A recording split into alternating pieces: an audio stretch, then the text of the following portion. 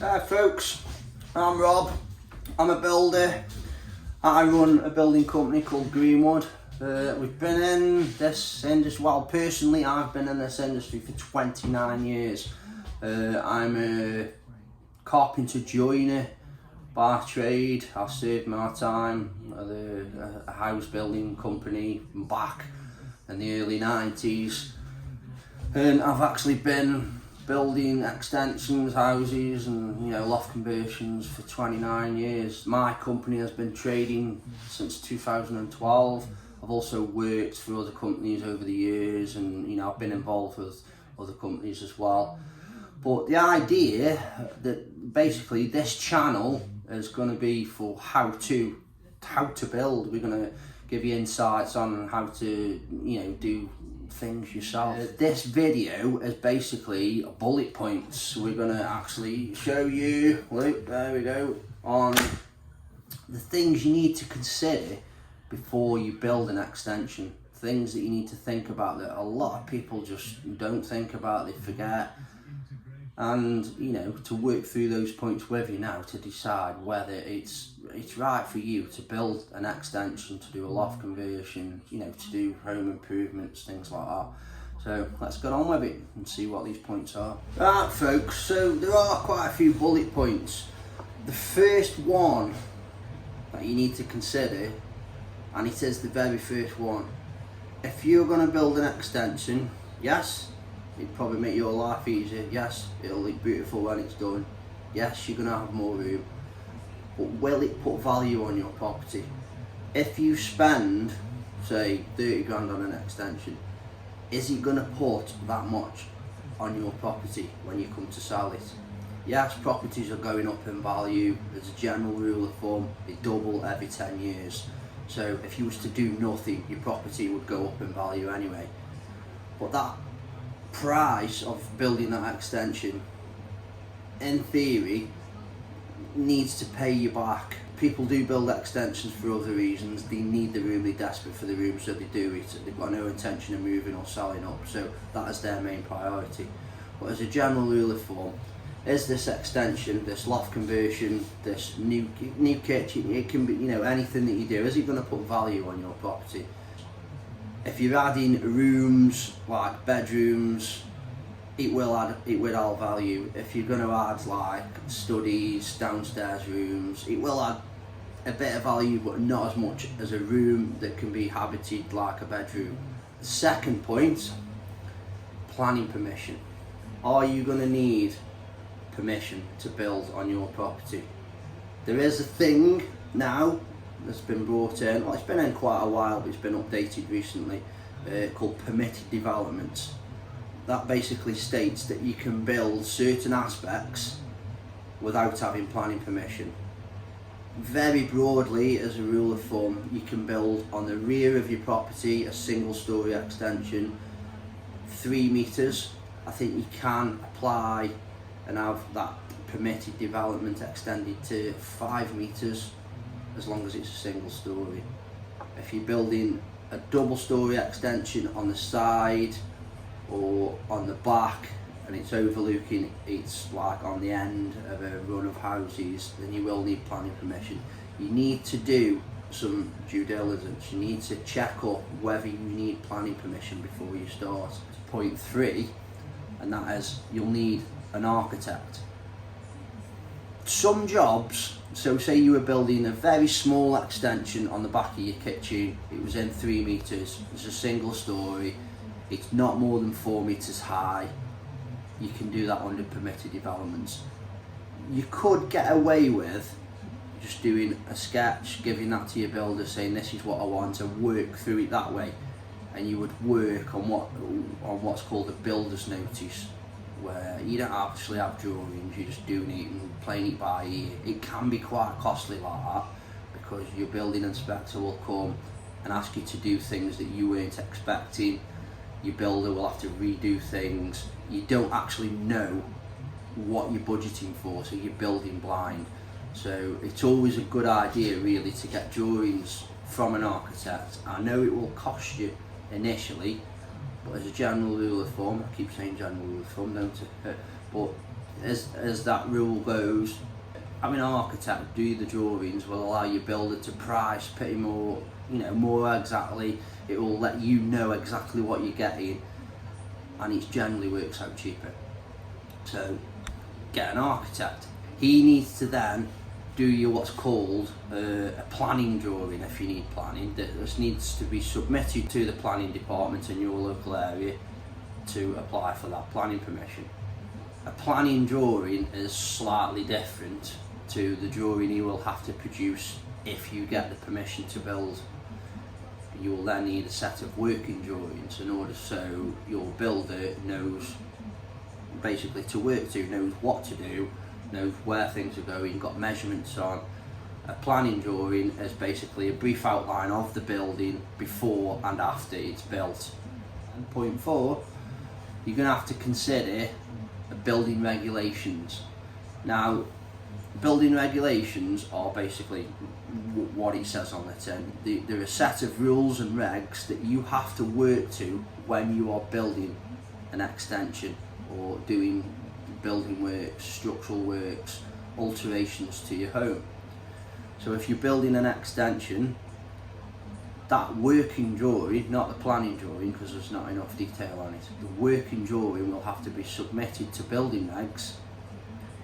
You can either send it to your local council, which has a building regs department. You can either use an external private company, which a lot of people are using now.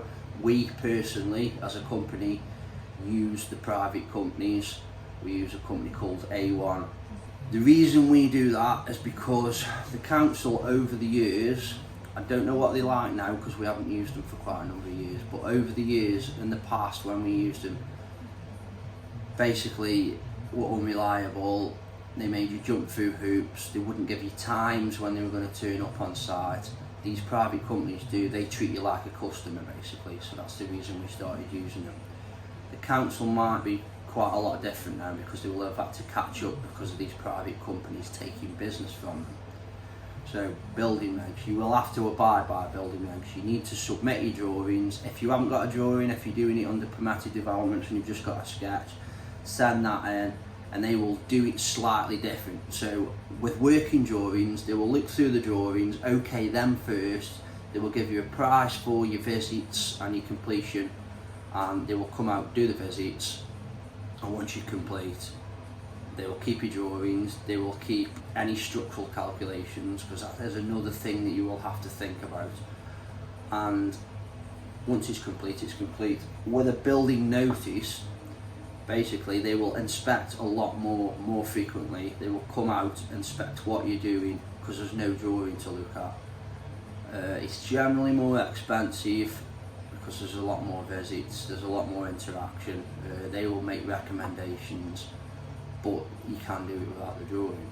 We've just mentioned structural calculations. So alongside your architect's drawings, they will need to be backed up by calculations. So if you need structural steels, if you've got load bearing walls, if you've got roofing timbers that are structural, all those need to have calculations to say that they are adequate, that they will work, they're not going to collapse and what have you. Some architects will do structural calculations as well, some don't, but they will generally put you in touch with an engineer who can do those calculations for you. Another thing that people pretty much always forget about, and it's point number 5, and that is your home insurance. If you are undertaking any building works, your home insurance is void, so you need what they call sometimes a bridging policy. Sometimes they will just add it to your policy to say that you've got so long to finish and complete the works, but you're not covered basically while someone is building. So you need to speak to your insurance, ring your home insurance, whether they need to a bridging policy, whether they don't, whether the building works are covered within their policy. But another reason you need to speak to them as well is because when you've completed this project, going back to the first point of adding value to your house is going to be worth more. So your insurance policy needs to be adjusted. you're going to be adding more rooms, so your insurance probably needs to be adjusted for that. So you need to speak to your insurance before you do it. See what their scenario is, see how they work, and get that all in order. Point number 6, do you own your house outright, or is it on a leasehold purchase? Because if it is, you need to check with the main leaseholder whether you've got permission, whether you're allowed to do this. If it's a normal freehold policy, you can do whatever you want. So your mortgage provider is not really interested whether you're extending your house. Obviously, when it's finished and you've added value, you can speak to your mortgage provider, because you may want to get some money back. You may need some money to actually do this property, so you're remortgaging, so they'll need to know what you're going to do. So, but that's another consideration. Is your house on a leasehold? Number 7, we've got something called the party wall agreements. Right, pretty much every house has neighbours.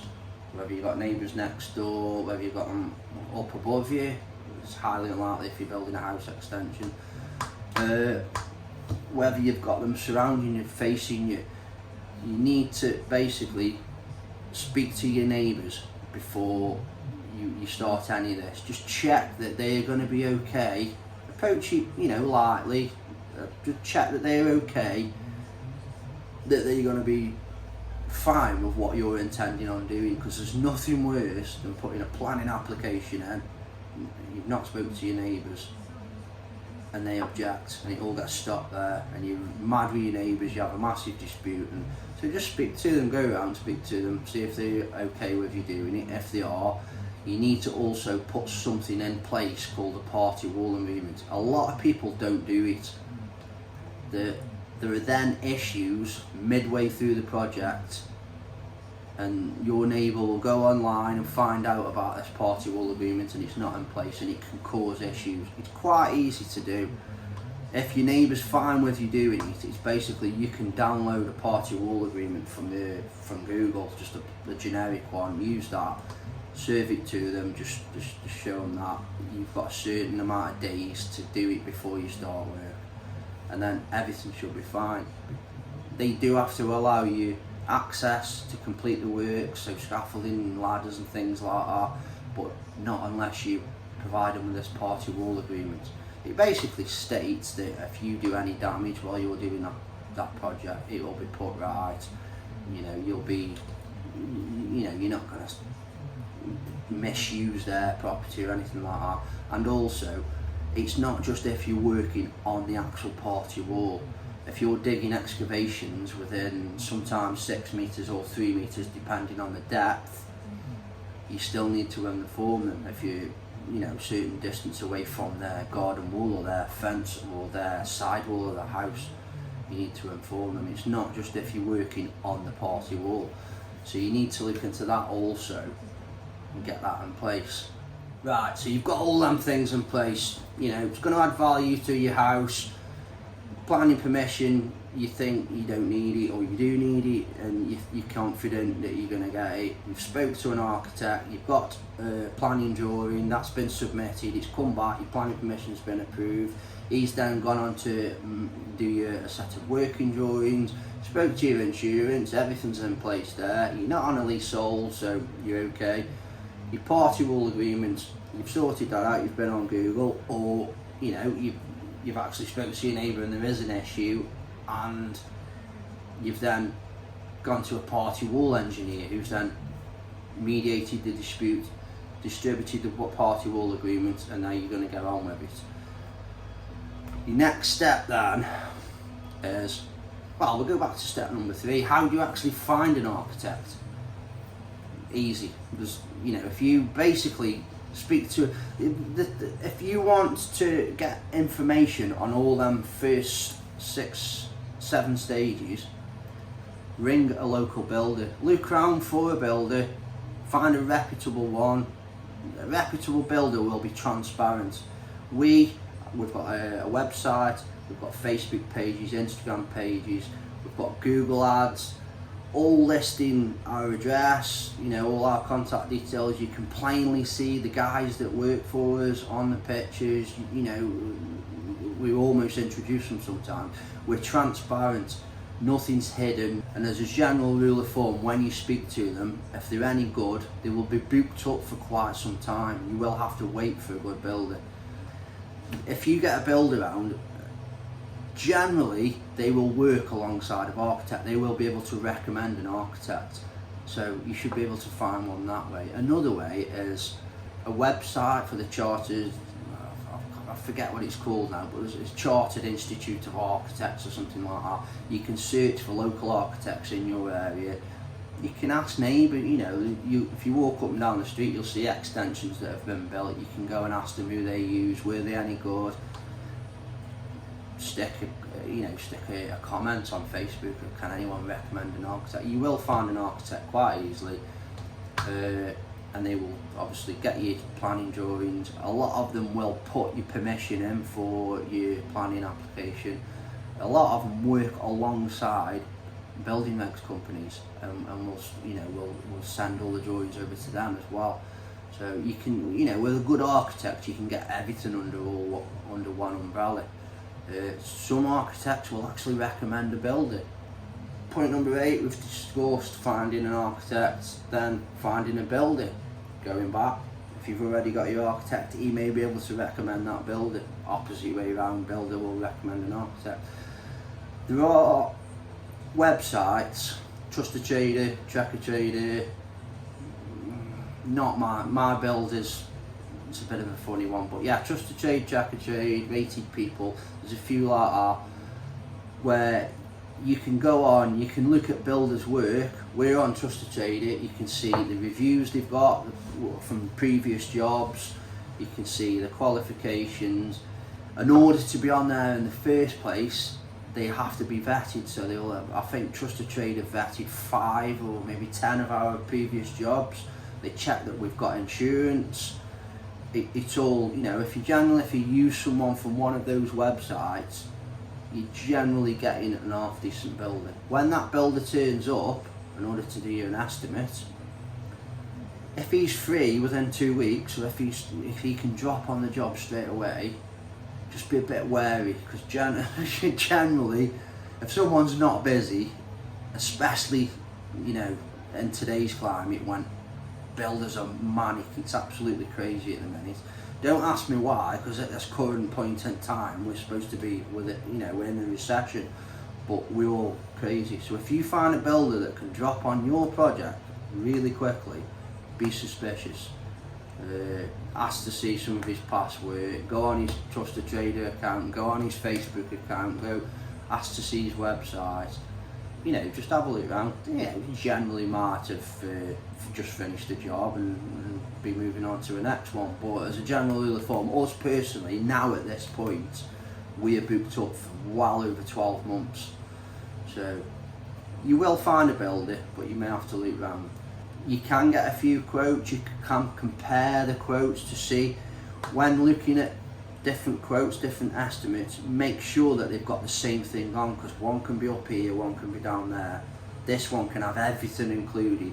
This guy could have quite easily have missed quite a lot of the details off the drawing in order to bring the price down so as it looks low to get the job. Once he's got the job, all of a sudden extras start appearing. You know, generally most jobs will have the odd extra because customers add things, customers change their mind, you know, can I have this instead of that? Yeah, no problem, we'll work the price out. But this guy misses things out on purpose to make himself look cheap in order to get the job, and then tries to add them on after. When you have said, no, you can't add that on, we can't afford it, he then disappears. And then this guy, who included everything, gets a call, can you come and finish my job off? So it's not a case of going for the top man and just ignoring the bottom one. Just use your initiative, go through things and work out. Generally, as you know, as a rule of thumb, the cheapest guy is the cheapest for a reason. You will get massive big companies, if you're getting them into quote, that will be way above everyone. They will charge a fortune.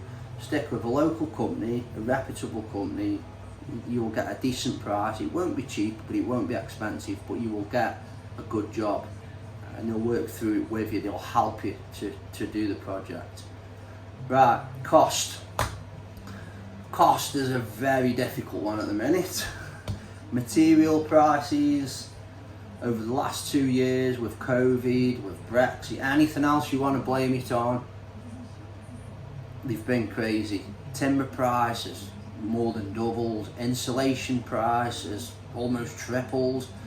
Some stuff is coming down slightly. I think timber's come down a little bit, but as a general rule of thumb, what we were building 3-4 years ago now is costing pretty much double the price of what we were doing 3 to 4 years ago. So your average price of an extension we were doing 3 to 4 years ago was 35,000, 40 for a nice one. Now it's probably, you know, for a single story extension now it's probably 60,000, a double story, you know, 70,000, 80,000. It cost has gone up, but you've got to bear in mind that over that last 4 or 5 years that your house has gone up as well. So things are moving up steadily. We know we've got inflation and all that lot, and it's, you know, it's a minefield if you sit and try and work all that out. You've got to work out, going back to number one, is it going to add value to the house? If I'm going to spend £65,000 on a nice extension to the side of my house that's going to make my kitchen bigger, that's going to add a bedroom upstairs, maybe an ensuite, is that going to put that £65,000 back on my house? If not, will it make my life a hell of a lot better? Will it help me, you know, manoeuvre without my house better? And then over that next 10 years, your house is going to go up in value as well, but this extension will help you, you know, will increase that value. So just work, your costs are really difficult at the minute, but you'll get a general consensus if you speak to a builder before any of this. If you get that builder around just for a chat, he will give you a very, very rough ballpark figure of what, you know, you're planning on doing, how much it's going to cost. Right, so point number 11. So we've worked through all of those, you know, value and house planning, got an architect, found a good builder, spoke to the insurance, we're not on leasehold, got a party wall agreement in place, we've worked out how much it's going to cost, we've got a good estimate from a builder, we're happy. We then need to think about paperwork. So if he's doing you an estimate, generally it should be itemised. It should list out everything he's intending on doing for you for that project. So there's no arguments. So if you decide to add something to it and it's not on that estimate, it's an extra work and he's chargeable. Same again, if he doesn't do something that was on that estimate, you're quite within your right to say, you estimated to do this, you've not done it, can you do it please? What you're going to need is that estimate will need to be signed, and a good builder will always have a set of terms and conditions as well. They will give you your statutory rights of 14 days to cancel, if you're paying a deposit, you know, what you can do within the 14 days to get that back. They will give you your right to cancel. They will set out all their terms as well. You know, you buy a washing machine, there's terms and conditions. You know, you get Sky Television, there's terms and conditions. You know, sign those terms and conditions. You've got 14 days to read through them, make sure you agree with them. Generally, they're just general legal jargon, just to cover you and to cover them and make sure everything's in place in case there is a dispute. But yeah, a good builder will have an itemised estimate, quotation. It will be signed by both you and him. He will have a set of terms and conditions which will set out your rights, set out his rights. They will give you, you know, you will sign that, he will sign that too. So then all you've got to do then is start the work. You're going to work throughout that job. Your builder should be giving you updates like pretty regularly, and also you should be speaking to your builder regularly. You should be letting him know how it's going, letting him know if there's anything you want to change. You know, not literally standing over him watching him work. Builders hate that. You know, let them get on with the job. You know, as a general rule of thumb, if they're doing a good job, you will see it in their finish. You don't have to stand over them and watch them. You don't have to try and help them. You know, you're paying them to do the work, let them do the work. But work with them, speak to them, you know, have conversations. A lot of the time, I have found over the years, customers have said things to me, I've agreed to it verbally, and there's no, and then we've had a bit, you know, why isn't this done? So me as a general rule now, I will generally email, text, so that there's things in writing, so that there's no fallout, everything there, black and white, and you work through the job. When you're working through that job, going back to the building regulations, point number 4, your building inspector will need to come out and inspect at certain points. Your builder will know those points. Generally, he will come out to inspect foundations before they're poured, so the excavation itself. He will then come out to inspect something called oversight, which is where he will inspect the build-up of the slab, the insulation, things like that before concrete's poured. He will then build a house, he will do a roof inspection, he will then also inspect any structural components like steels, structural timbers, and then once the roof's on and your house is built and it's a bare shell, your electrician will come in and do all this bit, your plumber will come in and do all this bit. Before you plaster, the inspector will then come and do a pre-plaster inspection to check everything underneath. Once that's done, it's all plastered, it's all finished, it's all nice, you're going to give time for your plaster to dry before you start painting. He will then come and do his final inspection. He will check things like, if you've done a loft conversion, he'll check fire doors are present, he'll check smoke alarms, you know, he'll just check headroom on stairs and things like that, and he'll just have a general walk around.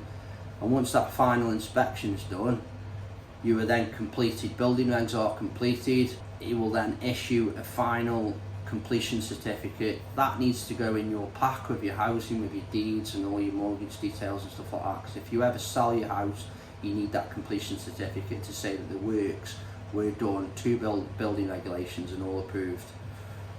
So there you go, folks. You've worked your way through building your first extension. I think what we're going to do for the next video, well, the next series of videos, is we're going to take the camera out on site and we're going to film certain aspects of an extension build to give you an idea of how we go about it, and you know, maybe help you if you decided you're going to have a go yourself. You know, if you're in the trade but you've only got one single trade, if you're a bricklayer for instance, or you're a joiner and you think you want to try and project manage your own, and this could be very helpful to you. So we'll probably, on the next job, our next job is a double story side extension, so we might do it in phases, record videos say the foundations, record a video for the build, record a video for joists, and then maybe a roof, and then a completion one, and, you know, possibly even get the customer to say a few words on how they found it. Would you reckon to that? Do you think that could be a good idea? Let us know in the comments below, and then while you're there, give us a like, subscribe, because we are going to be doing quite a few videos on how-tos, you know, whether it's how to build a small garden wall, or how to render patch a wall, or, you know, give us some suggestions if you want. What do you want to see?